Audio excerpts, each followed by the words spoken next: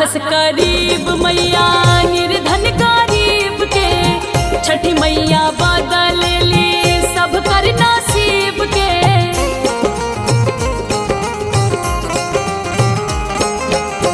राखस करीब मैया निर्धन गरीब के, छठी मैया बदल ली सब कर नसीब के। बाबा भुलावारी अपन हेरी न बिटिया पनवा लोढ़े जाए। एही पान पतावा से होखेला पूजनवा तो खुश होली छठी माई। अरे एही पान पतावा से होखेला पूजनवा तो खुश होली छठी माई।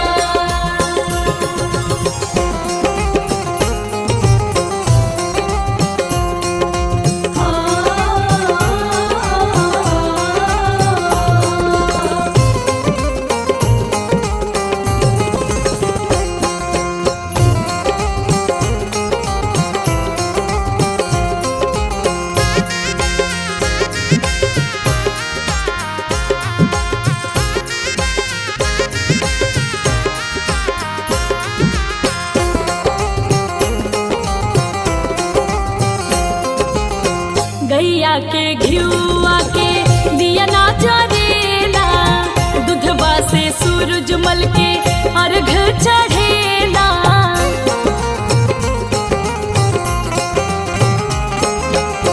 गैया के घिउआ के दिया ना जरेला, दूधवा से सूरजमल के अर्घ चढ़ेला।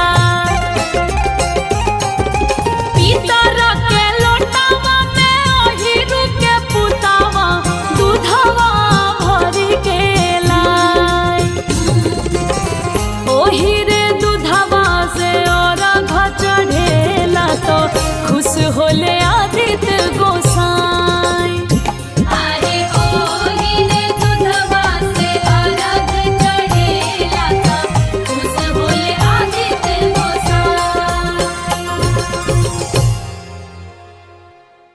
एही कलश पवा से अर्घ दियाला तो खुश होले